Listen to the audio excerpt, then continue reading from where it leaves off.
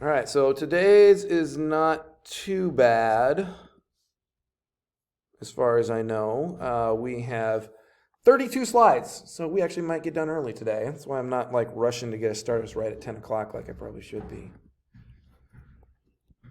All right, so we're going to talk about, and I probably should have done this, I probably should have moved things around before we had our thing on Friday with our person, this is going to be about why you would pick the test that you do for which client. So like I gave you options to talk to your client about, but I probably should have gone over this one, like all the different terminologies and the reasonings for performing athletic tests or any kind of measurement test. So the ones that we're doing here, or maybe the ones that we're going to do on these academy students that are coming this afternoon. Some of these are ones you could use with your client as a way of measuring how they're doing. Like for Caleb and I want to get faster and quicker. So an agility anaerobic test is probably something that would be good for me to do and for us to try early, exercise a bunch to see if I can get faster by the end of it, because I want to do better at intramurals. So assessing athletic talent. Now, talent is a tough one. How do you assess whether somebody has athletic talent or not? Or what can you do to try to make somebody a better athlete? So you're not necessarily testing them on their specific sport, but like their athleticism in general. An example of this is I have had soccer players that became decent basketball players. Now, I've not had a lot of basketball players be decent soccer players. Like the athleticism doesn't translate both directions. Same concept for volleyball. I've seen some soccer players play volleyball, but I haven't seen JT join the soccer team. But there's a couple of them that have gone from soccer to volleyball. Basketball kind of goes to volleyball a little better than some other ones too. So testing an athlete. So when you test your athlete, you should train them and let them compete, and that should be one of the methods. So you point out to your athletes that here's your weaknesses in your game, but if you don't have any actual data to provide, then it's hard to know how they're going to do against their competition. So having them running a T test, or I think it's the 65, the Illinois T test is a little different. That's the one that one of these days we're going to see when Mr. Lee has his high schoolers run through some fitness testing, and I've offered to have you guys help him on that day.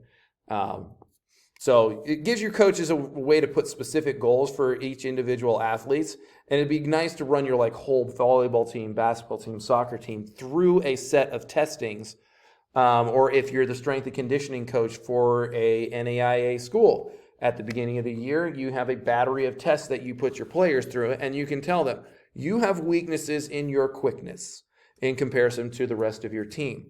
So rather than just saying, hey, you're kind of slow, and there's times that I've been watching our basketball team and I'm just like, man, those big guys there are just not quite fast enough to cut it at this level.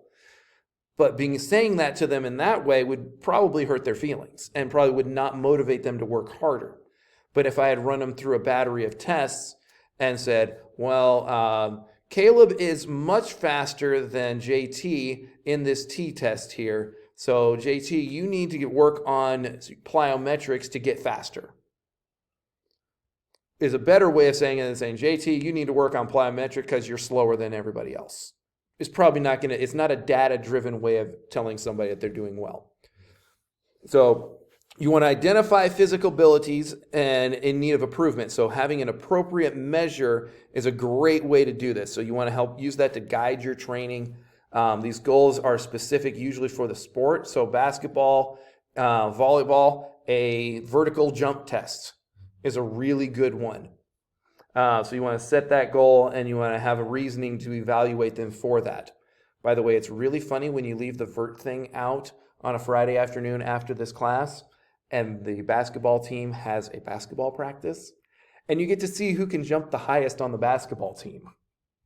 That was quite entertaining. Kyle won last year when we goofed and left it out. They had a great time.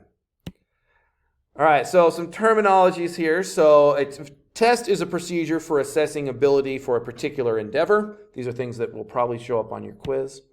A field test is a test used to assess the ability that is performed usually in a laboratory and does not require, or away from the laboratory, sorry, and does not require expensive equipment or training. So if you don't have a VO2 max machine, which we do, the thing needs to be replaced in it. You can take your whole team to a field and run a test as long as they all have cleats on. So as long as they're all on a good, an even playing field there.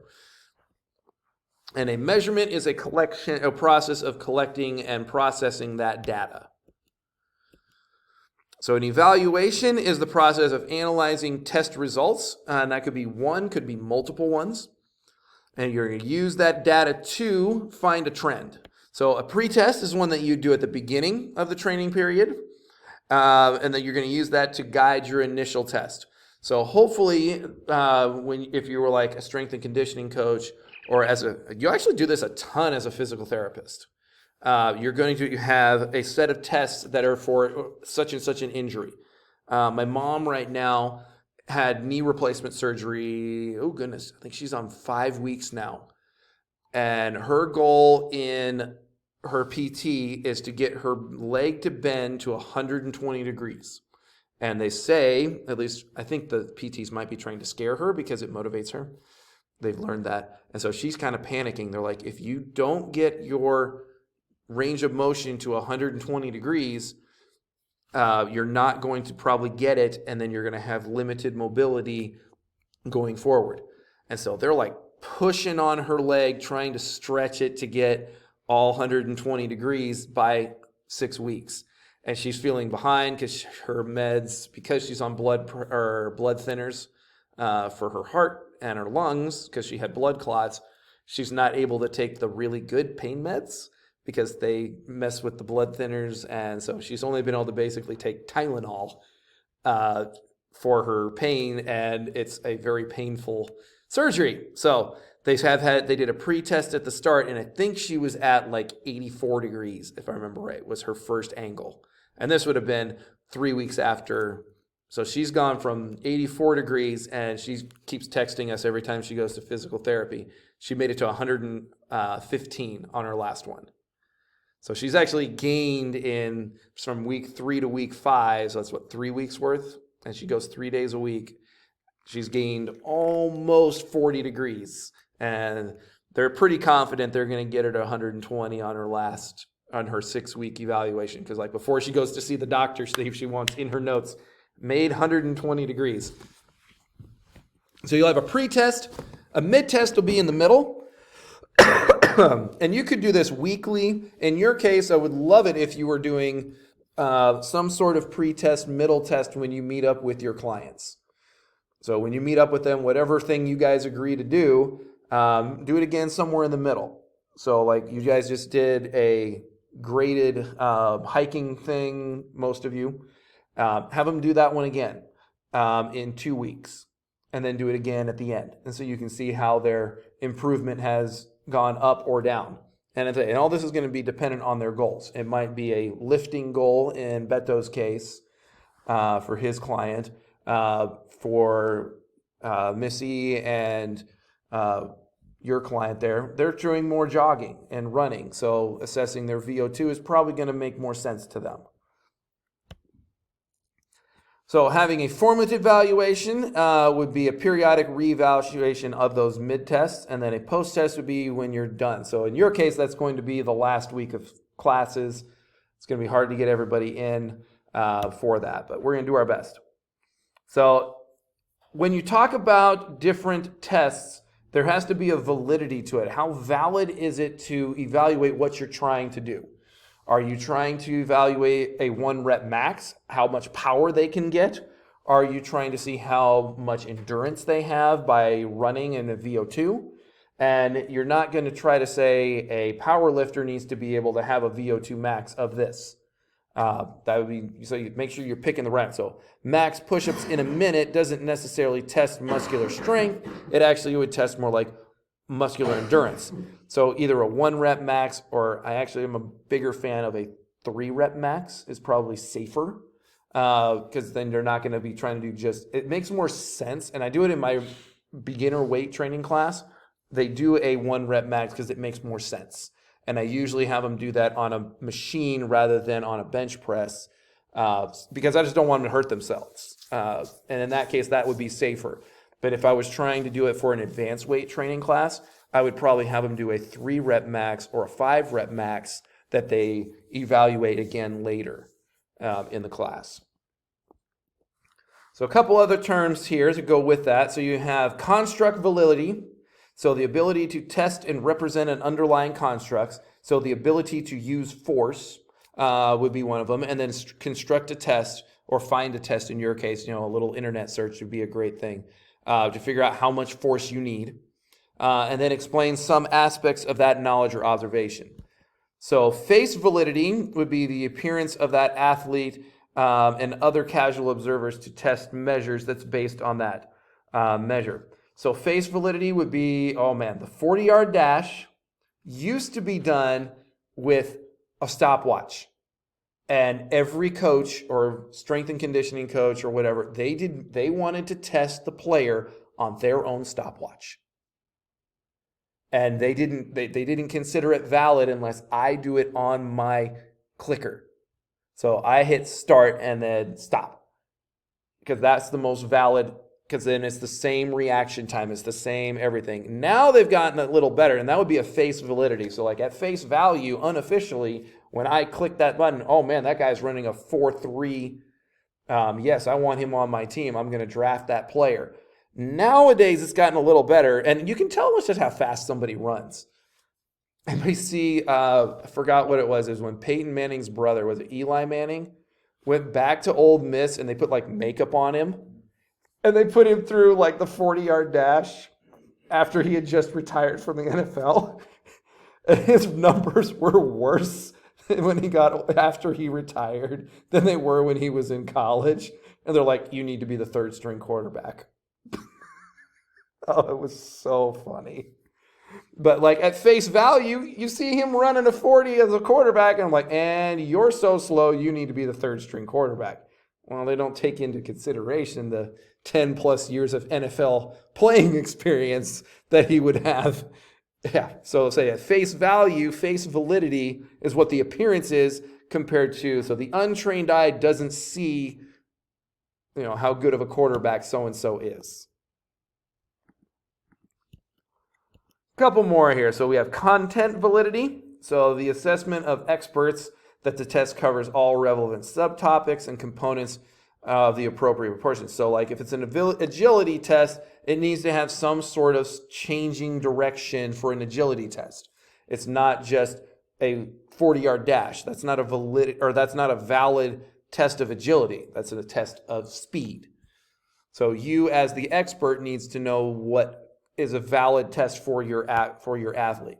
So a criterion reference validity. So this would extend to which test scores are associated some way there.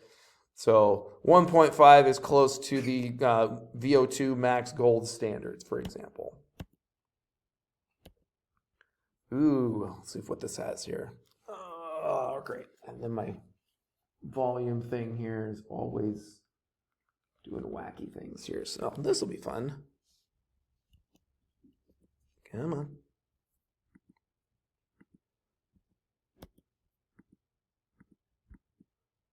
Well, looks like we're going to come back to that one because it's not working. All right, so having a reliable test, and what we just talked about watching that guy there, we were looking at ways to make it a more reliable test. So reliability and validity. Validity is more like, does it measure what you're hoping it to measure? Reliability is how often you can make this consistent. Let's see what else we got here. So reliability, so ways you can make things more reliable. So the measurement error can arise from whether it's within the subject's variability, so the guy in his three-point stance or no three-point stance. The lack of the rater's ability to know what they're measuring. So like a skin fold test. Those are kind of hard to be consistent at if you don't have a lot of practice with it. With practice, you can be pretty consistent. But if you don't know how to measure it, so the person there doing it, the inter-raters variability, and then the failure of the test to have consistent results. So a bad test, maybe your equipment's malfunctioning, maybe the force plate's not working that you're using. That's one of my goals for next year, is to actually get a force plate for us to use in our exercise science lab. That's my goal. So those here's the actual what those terms are. So inter-subject variability, inter-rater reliability, and inter-rater, intra and inter. Make sure you know the difference between those two. All right, we're going to keep on going there. So test selection. This would be the other half of our lecture. So your metabolic energy specific system. So you want to consider the energy demands. Is it going to use the phosphagen, the glycotic, or the oxidative system? So the first 10 seconds to a minute, or a minute to 30 minutes. Which energy system are you measuring for your athlete or your client? Having a biomechanical movement pattern specificity. So similar test the more similar the test is to an important movement in the sport, the better. So, in volleyball, you probably wouldn't want to use a yo-yo test. So a yo-yo test would be kind of back and forth, like a ladder, or formerly known as suicides. I don't like that name, but that concept. You wouldn't want that to be the test for a volleyball player. It's not going to be close to something that they're doing. Now, a soccer player, on the other hand, running back and forth 3 times, is going to be a more valid test to their energy system. So key point is, for a test to be valid, it must emulate the energy requirements and important movements of the sport being tested. Now, there are some exemptions to this. So to measure the strength of a distance runner, a sports scientist may want to test like the strength effects on them on the distance. So you would do like a muscular endurance test. So a valid test would not directly relate it to the sport they play, but you are testing the muscular endurance of them. So experience and training status. So consider the athlete's ability to perform that technique. You probably don't want a 1-rep max back squat on a novice weight training person. I would say, all right, we'll do the 1-rep max on a back squat, but we're going to do it on the Smith machine, or we're going to do it on a leg press machine, which we don't really have a good one for that in our weight room, but I did have one in college where we had, a weight stack, and then they could sit on something, and that was our leg press. I remember doing negatives on the leg press machine, and you'd have like 2 people help push the thing out and then let go, and they had to do negatives against more weight than they could do. That's when I couldn't walk up the stairs after I was done. But that's how we did negatives with a leg press, rather than trying to do negatives on a squat rack. It would be really dangerous. You're probably not going to give a shot putter, you're probably not going to make them do a 1.5 mile run as their endurance test. So say, and consider their training stats and what they're doing. You're probably not going to want to have a 10-year-old doing a 1-rep max. They haven't quite gone through puberty, so you would want them to do a 5-rep max kind of thing. So and then like being conscious of the age and sex of your clients. You're probably not going to want to make a young lady in high school in the middle of the gym on a scale.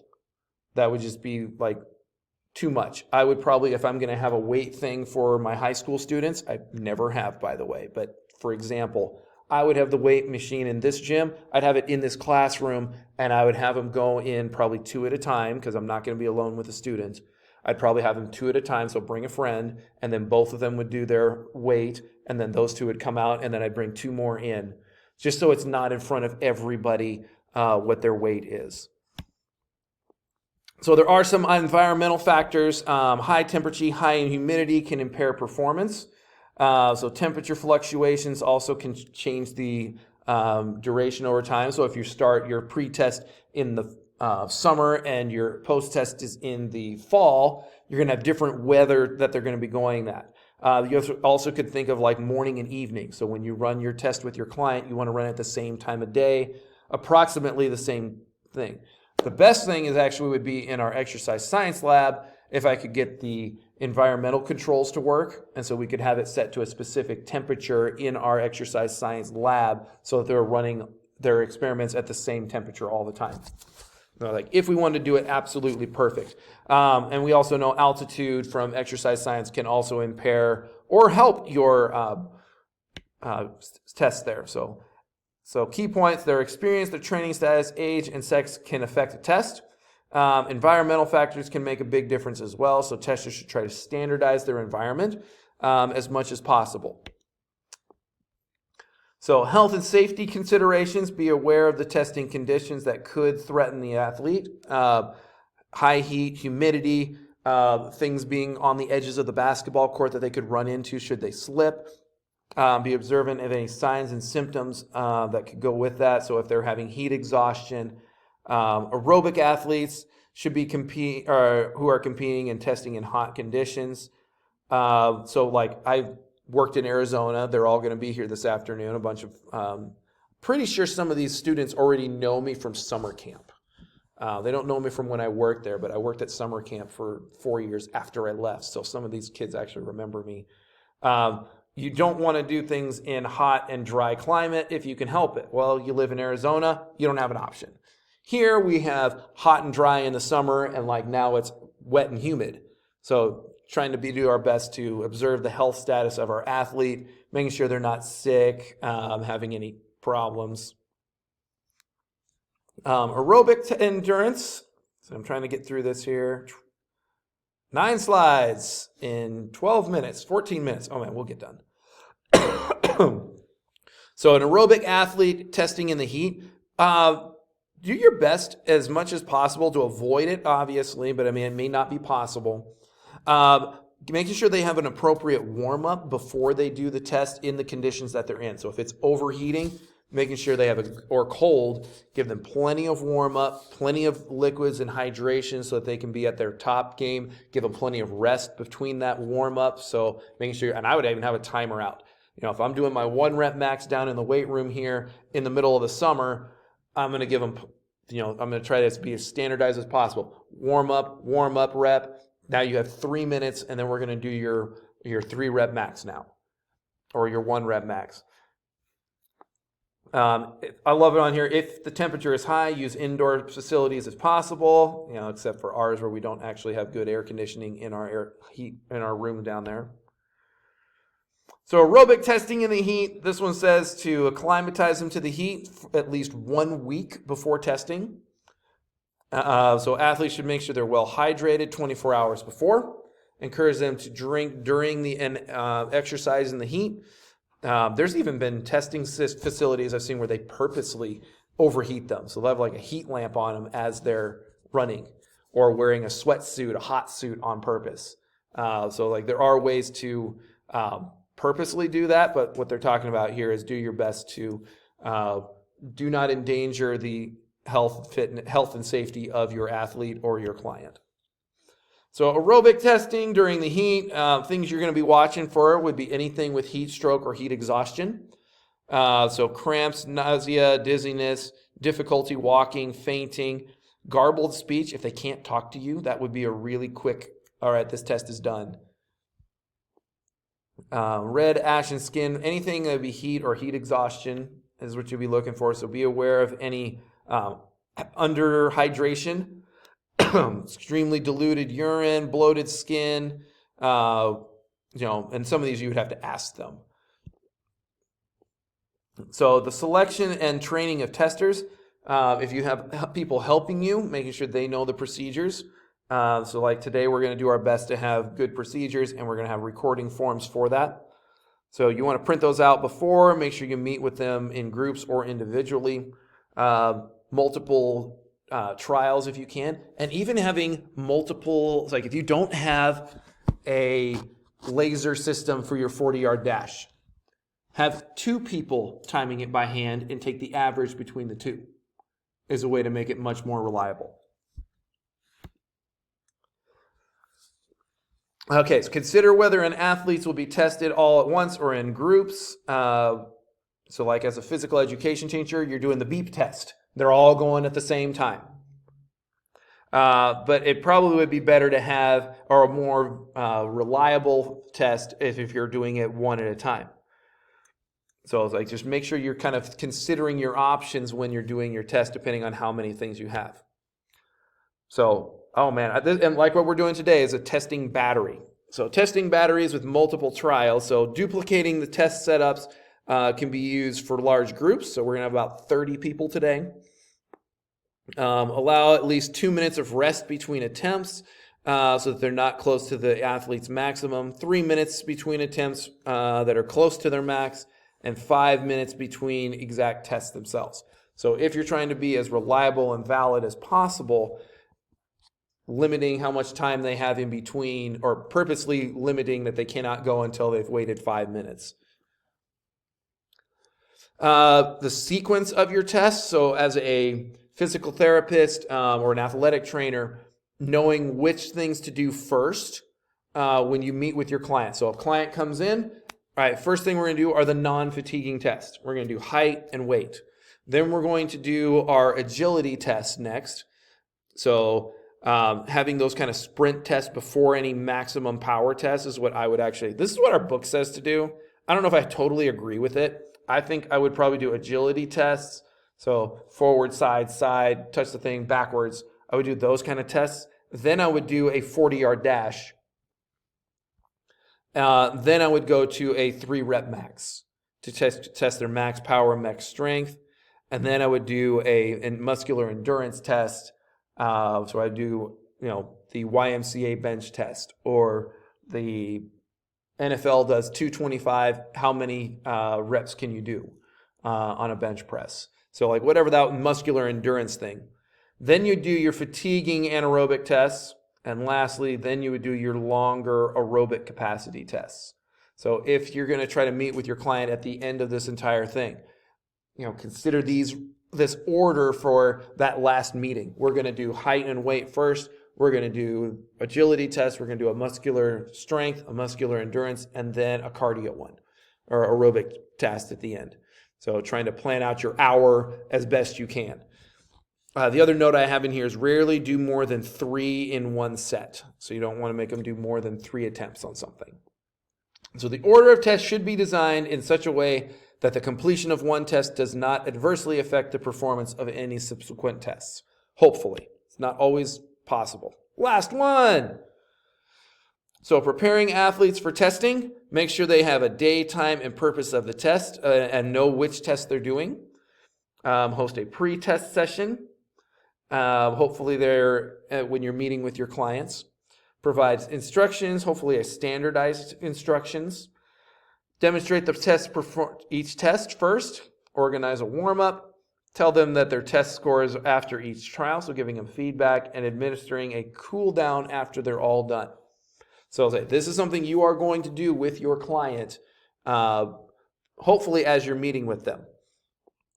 So this week, hopefully you have at least one meeting scheduled with your client. So I think I'm going to put a thing up there. What did you talk, or meeting synopsis or something, or, which is just write a paragraph about what you and your client talked about and how you're going to either adjust their workouts, or, what was their feedback to you? What was your feedback to them? When are you meeting next? That kind of thing.